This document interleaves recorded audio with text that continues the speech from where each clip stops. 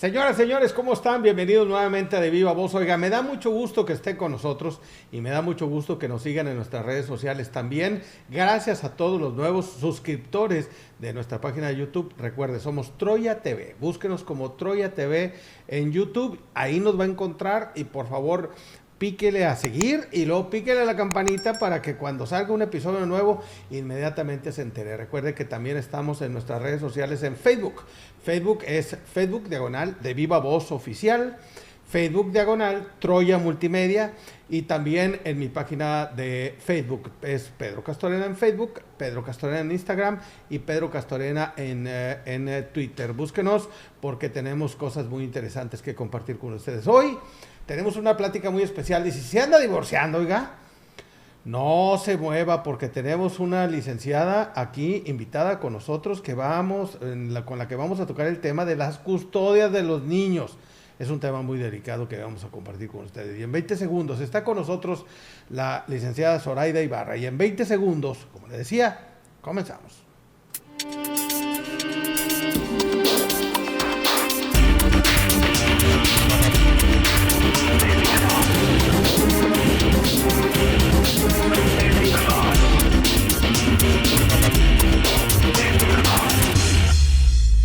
De Viva Voz.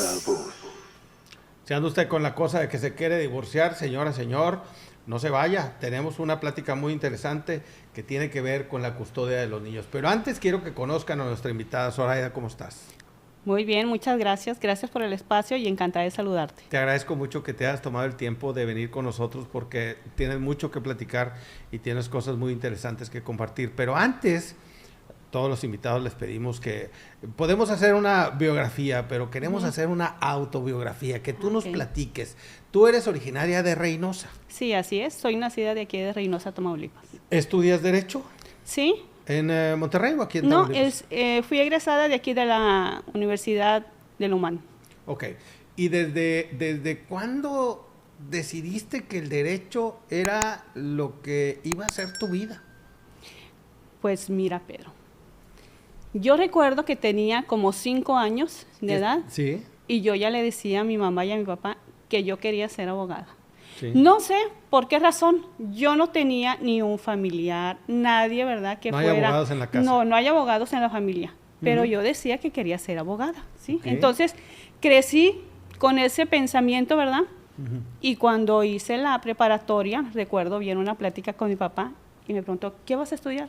Le dije, abogada. ¿Sí? Abogada. Lo tenías muy claro. Lo tenía muy claro, de verdad. Y es una carrera que me apasiona.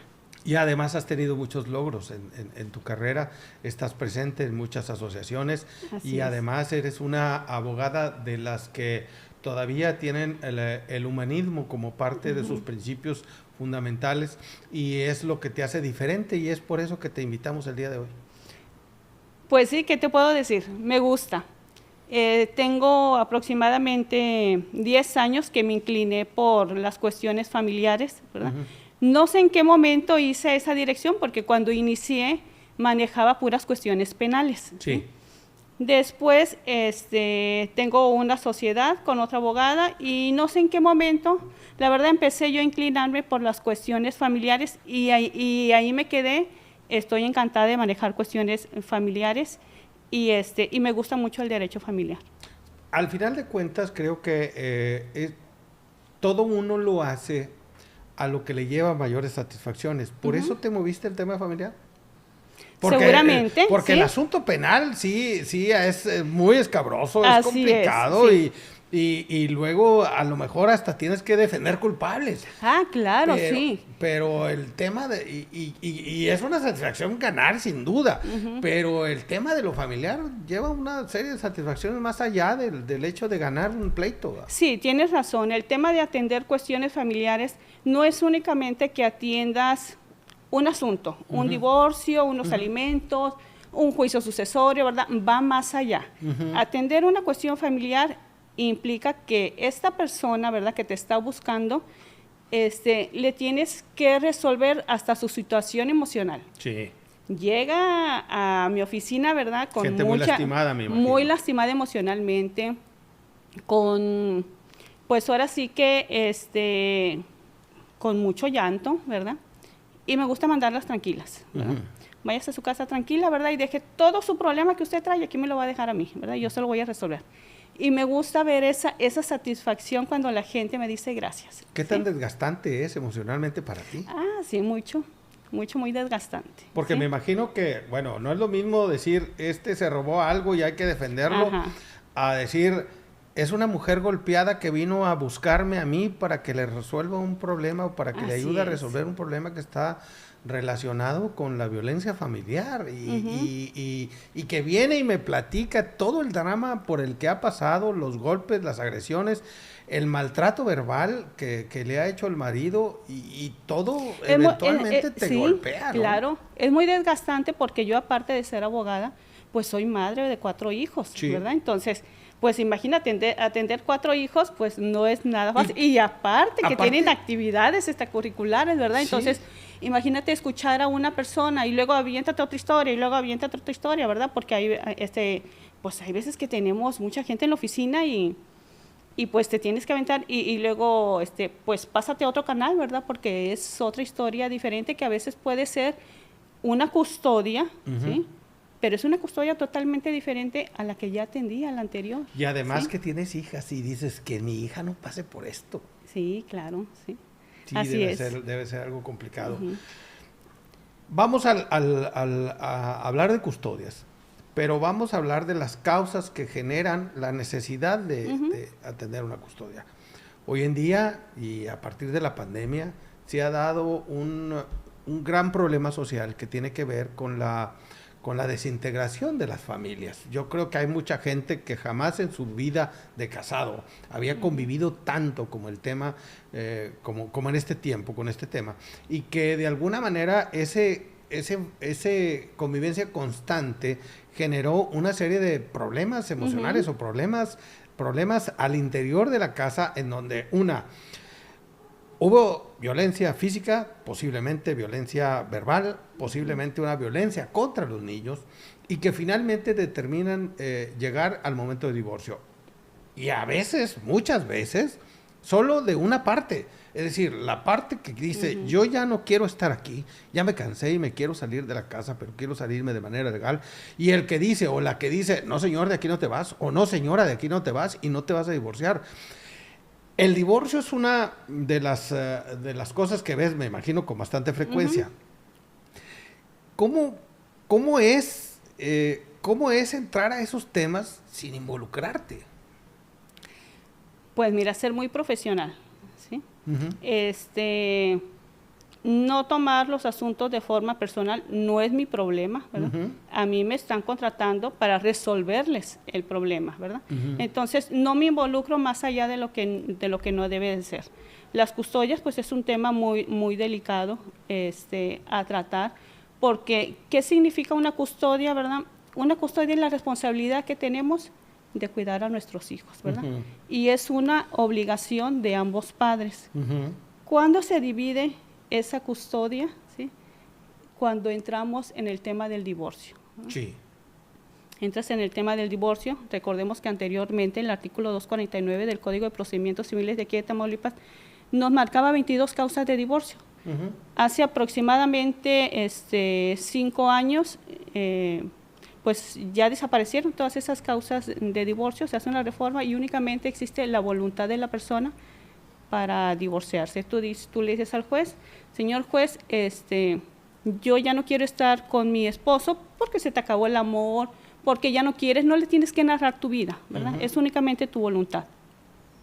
Después de ese proceso de divorcio, ¿verdad? Pues puedes determinar ahí con ciertas cláusulas, ¿sí? Cómo va a quedar el tema de la custodia. Y obviamente derivado del tema de la custodia, pues vienen unas reglas de convivencia, ¿verdad? Entonces, ¿cuándo se empieza a determinar esto? Pues cuando las personas no están de acuerdo, ¿verdad? Tú quieres tener al niño, yo quiero tener al niño, ¿verdad? Y entonces empieza toda una serie de conflictos, ¿verdad? Y empiezan a agarrar al pobre menor, así como que eres mío, ¿verdad? Y de aquí no sales, ¿sí? Y como una herramienta de cambio, y además con influencia de los dos lados. Así es, sí. que realmente confunden mucho al menor. Mucho al menor, exactamente, ¿sí? Yo he escuchado personalmente a los niños, ¿verdad? Y es un tema que les lastima mucho, ¿verdad? El hecho de decidir, me quiero quedar con mi mamá o me quiero quedar con mi papá, es algo muy difícil para ellos. Que al final no tienen un derecho los niños. Sí, entonces, menores, ¿verdad? eso no lo entienden, eso no lo entienden los papás porque están embroncados ellos, ¿verdad? Entonces, pero ¿qué pasa? No te pones a pensar en qué está pasando por la cabeza del niño, ¿verdad? Entonces, cuando promueves un juicio de custodia, pues el juez tiene que ver diferentes, tienes que escuchar primeramente al menor, ¿verdad? Tú promueves un juicio de custodia y el juez te va a dictar una audiencia y te va a decir, sí, primero voy a escuchar al menor. Sí me estás pidiendo la custodia, ¿sí? Pero déjame escuchar al niño. Recordemos que los niños mayores de 8 años tienen la facultad de decidir si quieren vivir con mamá o con papá, ¿sí? Entonces, a veces eso es muy difícil de comprender porque dices 8 años, ¿verdad? Pues está muy chiquito. Pero el niño ya se puede expresar libremente. Sí. Entonces, el juez tiene que velar por el interés superior del menor, ¿verdad? Que es no es lo que al niño le convenga, ¿verdad? Que es, más bien va a ver que el niño se encuentre bien, ¿sí? Con el papá que esté pidiendo esa custodia. Ok. ¿Sí? ¿Cómo era antes? Es decir, antes no existía ese derecho de los niños y era casi una obligación en un divorcio que el niño se quedara con la madre. ¿O desde hace mucho tiempo tiene ley ese derecho, el niño ese derecho? Sí han cambiado los criterios de los jueces. En realidad, la custodia anteriormente se pensaba, ¿sí?, pues que la mamá únicamente tendría que estar bajo el cuidado del menor, ¿sí? Te voy a decir que a lo mejor de algunos 5 años para acá, yo he visto que los criterios de los jueces han cambiado. Aparte, existe jurisprudencia que indica que los padres pueden ejercer una custodia compartida. La madre tiene el derecho de cuidar al menor, pero ¿y por qué el padre no lo puede hacer? Y créeme que esto también a nosotros como abogados nos cambió el chip, ¿verdad? Cuando empezamos a ver todas estas tesis, jurisprudencias, dijimos, a ver, pues sí es cierto, porque si un papá me viene a pedir la custodia de su hijo, ¿verdad?, porque no es posible que también la pueda tener una custodia compartida. Pero es ahí donde empezamos también a batallar con las mamás, ¿verdad?, porque se niegan a soltar, ¿verdad? Sí. Porque, y lo primero que te dicen, es que ¿por qué? Sí, porque al final de cuentas los niños se convierten en un una herramienta de cambio. Cambio en el sentido de te presto a los niños por esto o no te presto a los niños porque no pasó esto. Y siguen utilizando al menor como una herramienta. Ahora, fíjate, en las custodias compartidas, ¿qué pasa con la pensión alimenticia? ¿Sí? ¿Tú compartes una custodia? Bueno, entonces también estás compartiendo esa pensión alimenticia. Los días que el menor esté con papá, él va a cubrir todas las necesidades de ese menor. El día que el menor esté con su mamá, va a cubrir todas esas necesidades. Entonces, ya no existe, ahí ya con esa figura ya no va a existir una pensión alimenticia, ¿sí? El papá ya no va a estar obligado a darle una pensión alimenticia a la mamá para que cubra las necesidades del menor, porque él ya se las está cubriendo, ¿sí? Entonces, es por eso que a veces también no quieren soltar al menor, ¿verdad? Porque entonces esto implica que ya no me va a dar esta pensión alimenticia, ¿verdad? Es correcto. ¿Sí? ¿Y qué pasa cuando empiezan las fricciones fuertes y ella no quiere o él no quiere ceder esa custodia? Es decir, cuando hay un conflicto grande. Bueno, el juez lo va a decidir, ¿sí? ¿Qué es lo que va a determinar el juez para decidir esa custodia de forma definitiva para uno de los padres? Pues primero que sea en beneficio del menor, ¿sí? Va a escuchar al menor en una audiencia y el menor va a estar asistido por un ministerio público, ¿sí? Y el juez obviamente siempre le va a preguntar quién te atiende, quién te lleva a la escuela, quién te ayuda a hacer las tareas, y va a terminar preguntándole, ¿y con quién te gustaría vivir? ¿Con tu papá, con tu mamá? ¿Sí? Esa audiencia es muy determinante, ¿sí?, para que el juez pueda resolver ese tipo de juicios, ¿sí? Aunado a esto, ¿verdad? Pues que se van a hacer los estudios psicológicos, los estudios socioeconómicos, porque también hay que ver dónde va a vivir el niño, si Sí, tiene claro. la capacidad económica, si la casa donde va a vivir el menor, pues está acondicionada, si tiene su recámara, ¿verdad? Muchas esas cuestiones se van a desarrollar durante el proceso. ¿Cuál es la causa que un juez tomaría en consideración para negar una custodia? Que el padre sea acusado por violencia en contra del menor, ¿sí? Sería una de las causas graves. Y aunque el niño diga, quiero estar con mi papá, Sí, claro. por amenazas o por lo que quiera. Sí, porque a veces los padres también, ¿verdad? Pues el juez se da cuenta cuando los niños son aleccionados por los padres, ¿verdad? Y empiezan a decir los niños, pues es que mi papá me dice que si vivo con él, ¿verdad? Voy a tener estas comodidades. O bien mi papá me dice, ¿verdad? Que si me voy con él, me va a comprar ciertas, una laptop, ¿verdad? Un videojuego. Entonces, los niños son tan inocentes que eso se lo dicen al juez por sí solos, ¿sí? Se lo dicen por sí solos. Entonces el juez pues se empieza a dar cuenta, ¿verdad?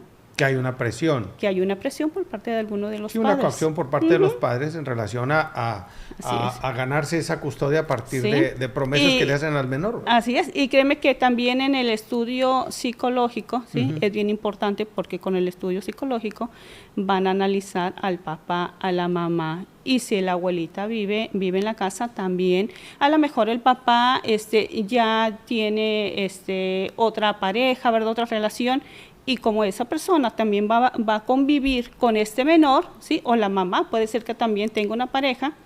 Entonces, ¿qué es lo que pasa? Pues va a ordenar estudios psicológicos a todas las personas que conviven con estos menores, ¿sí? ¿En qué momento puede suceder el caso en donde alguien se niega a tomar esa custodia? ¿Qué pasa? Es decir, cuando alguien dice, no me interesa pelear a los niños, quédate con ellos. Bueno, pues seguramente ese papá o esa mamá que no quiera tener la custodia de los niños es porque han sido irresponsables durante el proceso y el crecimiento de ese menor, ¿verdad? A veces esa custodia, cuando ni papá ni mamá la quieren tomar, ¿verdad? A veces hay divorcios y los dos se van, ¿verdad? Y los niños se quedan con los abuelitos, ¿verdad? O con los tíos. Sí, que es Entonces, algo común, ¿eh? Es algo común. Entonces, ¿quién puede solicitar la custodia de estos niños? También la abuelita y también los tíos. Pero, ¿cuál es la consecuencia de poder determinar que te vas a quedar con esta custodia? Pues bueno, tú le puedes solicitar al papá y a la mamá, ¿sí? Que te den pensión alimenticia para este menor. Ok, en caso, por ejemplo, de que un tío diga, bueno, no quieres al niño, yo pido la custodia de ese menor, pero legalmente tengo la herramienta para obligarte a que me des una manutención para el menor. ¿Eso es correcto? Claro, sí. Y tiene que ser, y los alimentos se le pueden embargar tanto a papá como a mamá. Yo personalmente he llevado custodias que tiene el papá, porque pues la mamá se ha ido o va y viene, ¿verdad? Y esta es una inestabilidad también para el menor, porque pues de ver a su mamá que estuvo 5 meses con él y luego después se va 1 año y luego quiere regresar, pues lejos de ayudarlo, pues es una afectación emocional que le estás causando. A veces el papá dice, ¿sabe qué? Yo ya no la voy a recibir, ¿verdad? La recibo porque, pues por el menor y todo, pero lejos de ayudarlo, pues me lo deja mal. Y aparte, pues no me apoya económicamente tampoco. He embargado pensión alimenticia también a las mujeres. ¿Se ha dado el caso que en algún momento, por ejemplo, en un conflicto en donde solo uno obtiene la custodia del niño, haya un nuevo juicio por la custodia de ese mismo niño porque hubo una especie de abandono o digamos un descuido de esa pensión? Sí, claro. De esa custodia, perdón. Se le puede revocar la custodia. Se puede revocar. Claro. Ajá. ¿Hasta dónde se le da seguimiento tanto por el lado legal como por el lado de la jurisprudencia de un juez? ¿Hasta dónde se le da seguimiento a un tema de custodia? Mira, cuando los padres de familia promueven una custodia el juez siempre va a velar por el interés superior del menor. Y puede ser que esa situación que en aquel momento y los elementos que le dice el juez para determinar esa custodia, ¿verdad?, en este momento ya haya cambiado, ¿sí? ¿Por qué? Porque a lo mejor el papá o la mamá falleció, ¿sí? Después recordemos en la pandemia, ¿verdad?, pues se nos fueron muchas personas, sí, ¿verdad? Muchos menores se quedaron sin mamá y sin papá. Entonces, a lo mejor alguno de ellos tenía la custodia, pero a falta de ellos, pues entonces su situación legal cambió. ¿Sí? Y entonces a lo mejor volvemos a lo mismo, la tía o la abuelita, ¿verdad?, regresaron con ellos y ellos pueden solicitar la custodia, aunque ya otra persona la haya tenido. Ahora, también si en algún momento tenías la custodia, pero ejerciste violencia, ¿sí?, sobre el menor, reiteradamente una y otra vez, ¿verdad?, y a lo mejor algún vecino te denunció, los tíos lo denunciaron por esa violencia que estuvo ejerciendo sobre el menor, entonces ellos pueden revocar esta custodia, ¿sí?, aunque ya haya un juicio con sentencia, se puede revocar. Le dices al juez los motivos por qué vas a revocar, solicitas copias certificadas de esa sentencia que en aquel momento se obtuvo esa custodia, se anexa la promoción inicial y se solicita, es bien importante solicitar ahí una medida precautoria sobre custodia provisional. ¿Qué quiere decir esto?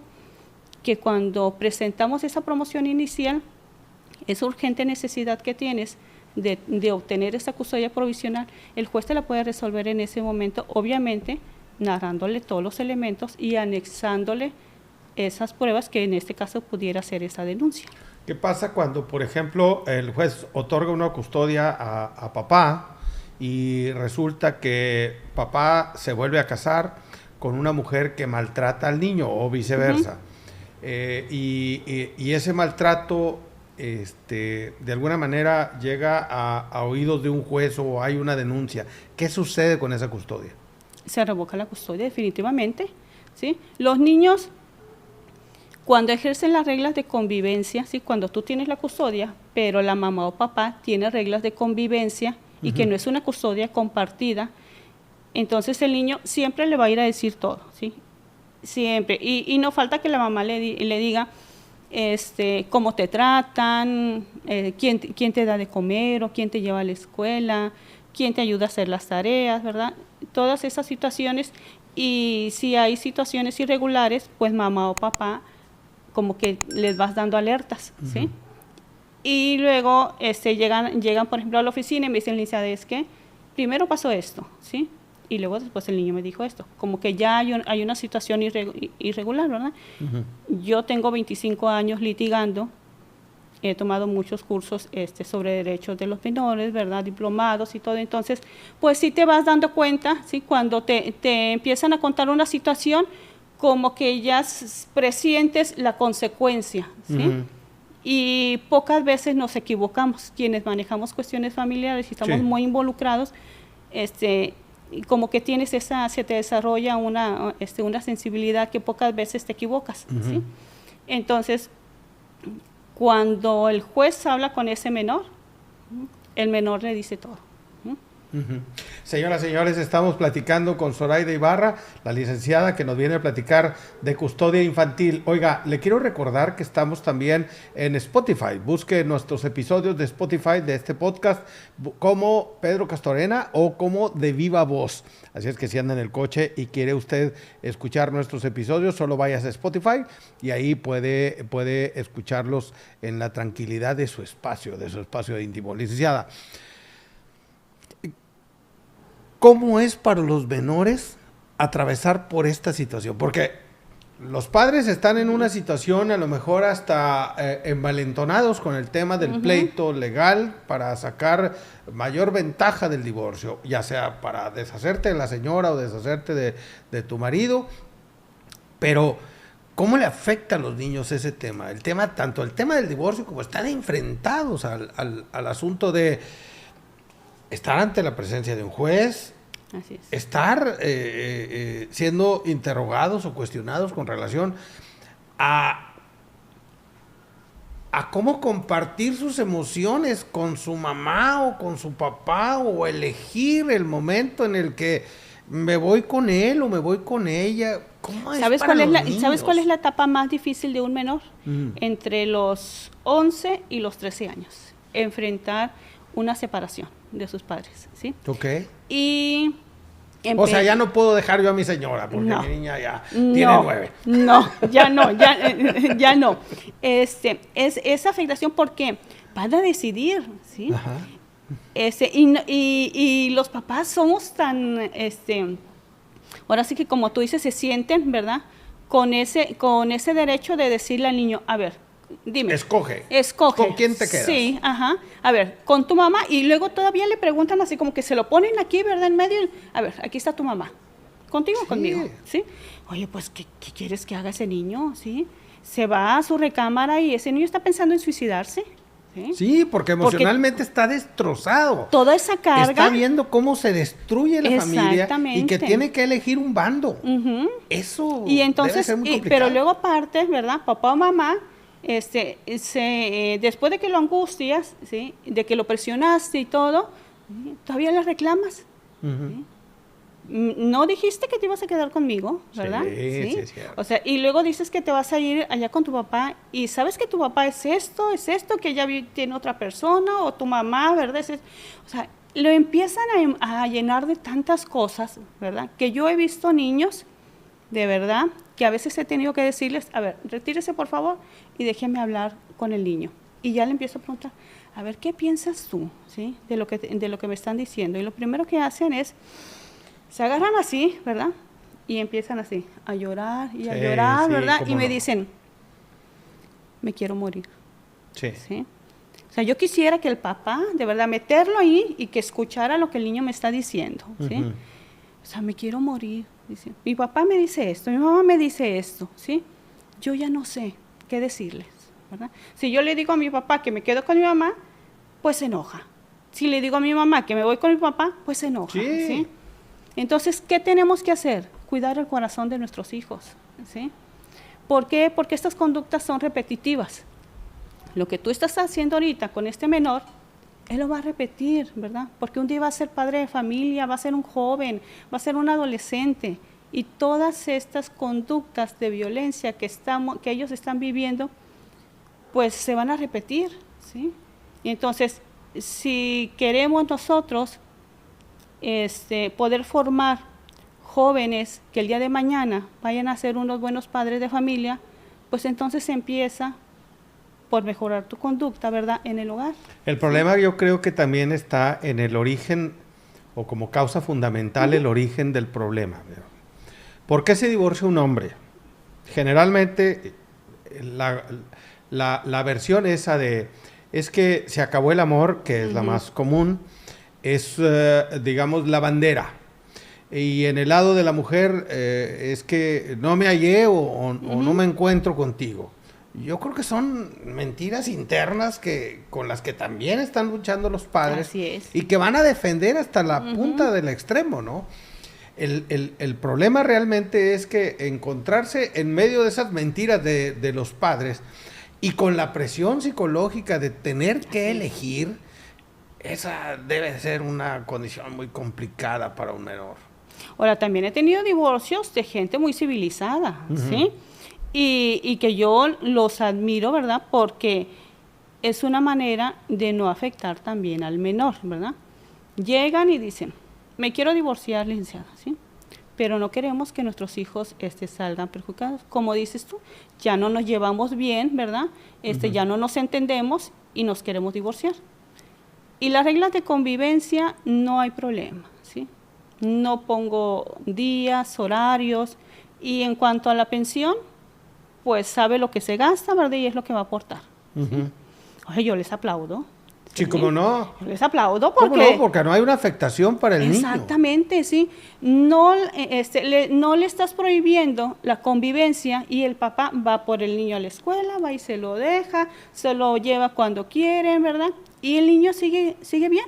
La mayoría de las veces que escuchas historias relacionadas con consecuencias posteriores a un divorcio, son cuando ves en la televisión un artista que dice, y resulta que cuando se divorciaron mis padres viví un momento muy complicado.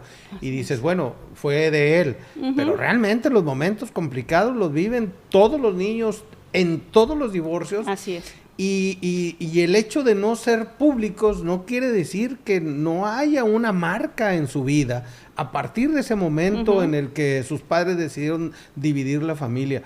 Es para los niños muy traumático, muy complicado. Me imagino que en tu despacho tienes un equipo de psicólogos que atienden también a los niños, ¿verdad? Sí, es una decisión que tomé yo creo que de 4 años para acá, ¿sí? Empezó a incrementar mucho la violencia doméstica y por consecuencia se empezaron a desintegrar muchas familias. Los niños llegaban con los papás y a veces pues lamentablemente el papá o la mamá quieres que lo escuches y entra a la oficina con los niños, ¿verdad? En ese momento yo siempre les digo, permita que el niño vaya a la recepción, ¿verdad? Secretaria, encárgate del niño, ¿verdad? Dale unos colores y entretenlo, ¿verdad? En lo que yo platico con la mamá o con el papá. Entonces, cuando veo que adolescentes son entre 10 y 15 años, siempre les pido autorización para platicar con los menores. Es donde me doy cuenta de esta afectación por lo que ellos están pasando y que a veces los papás no saben, ¿sí? No se dan por enterados porque están sumergidos en ese conflicto, no se dan por enterados de lo que el niño está pensando en hacer, ¿sí? A veces he descubierto niños, ¿verdad?, que me dicen, tal día, ¿verdad?, yo ya me quiero ir de mi casa, ¿sí? Yo platiqué con una persona, ¿verdad?, y me voy a ir o algo, entonces empiezo a decirles esas alertas a los papás, ¿sí? Sí, porque están siendo orillados a tomar una serie de decisiones cuando inclusive no están capacitados psicológicamente para hacerlas, porque en su casa se ha convertido en un conflicto. Sí, entonces los papás no van a poder resolverles esos conflictos porque de por sí ellos ya están en conflicto, entonces no le vas a poder resolver a tu hijo, ¿sí? Hay unos psicólogos jóvenes que llegaron, un día me hablaron por teléfono y me dijeron pues que querían platicar, ¿verdad?, sobre unas situaciones de menores, llegaron y quedamos en acuerdo de que pues vamos a apoyarnos. Me atiende a los menores, te voy a canalizar a menores afectados, ¿verdad? Y ellos son los que en algunas ocasiones me han preparado niños para que tengan esas intervenciones en las audiencias. Oye, y el proceso posterior o en el momento en el que un niño tiene, lo voy a decir como es, rechazo por los dos lados, por papá, por mamá, sí lo hay. Y inclusive rechazo por la familia, ¿qué es lo que pasa con ese menor? Bueno, siempre, fíjate que los abuelos son una parte fundamental en el desarrollo de los menores.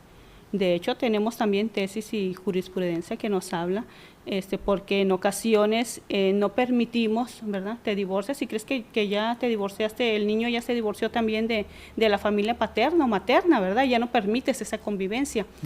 Y estas tesis nos hablan de que los abuelos son una parte fundamental en el desarrollo de sus nietos, ¿sí? Y sí, que porque obviamente sucede que, por ejemplo, si se quedan con papá, pues no los lleva con los abuelos de la mamá. Exactamente. Y viceversa. Ajá.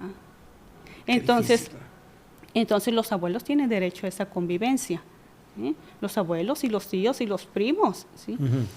Entonces, cuando existe ese rechazo de papá y de mamá, que también he tenido juicios de esa naturaleza, ¿verdad?, pues los abuelos piden la custodia de los niños, ¿sí? Y en ocasiones ni siquiera les piden pensión, ¿verdad? Dicen, si no se quieren acercar, que no se acerquen, ¿verdad? Pero yo quiero tomar esa responsabilidad de quedarme con el menor. De hecho, en este momento estoy llevando un juicio así, me lo recordaste. Sí, Soraya, te agradezco mucho que te hayas tomado el tiempo de venir a platicar con nosotros sobre todo este tema tan delicado que es el tema de la custodia. Me gustaría que tuviéramos un episodio nuevo relacionado con adopción, porque claro, es un tema que nos han estado preguntando y nos gustaría mucho que tú fueras las que nos guiaras en ese tema. ¿Dónde te encontramos en redes sociales? En Zoraida Ibarra Salas, ¿sí? Zoraida Ibarra Salas, en Facebook. En Facebook y en Twitter también como Zoraida Ibarra. ¿El número de tu despacho por si a alguien se le ofrece? Claro que sí, es es 180-0229. Es Sí. 899-180-0229. Ahí Así pueden es. llamarte, ahí pueden consultarte, ahí pueden hablar contigo con el tema de divorcio y Sí, así custodias. es. Sí, y claro que sí, el tema de las adopciones es un tema también muy interesante y en el que ha habido varias reformas que serían muy interesantes que Muy platicáramos. interesante, lo platicamos en el próximo Sí. episodio. Te agradezco mucho. Ok. Le agradezco a usted mucho que nos haya visto. Gracias a Oscar González en la producción, a Michelle Méndez en la coproducción, Andy González en el audio. Muchas gracias. Recuerde que aquí se escuchan todas las voces, todas las ideas, todas las formas de pensar, siempre y cuando sea de viva voz.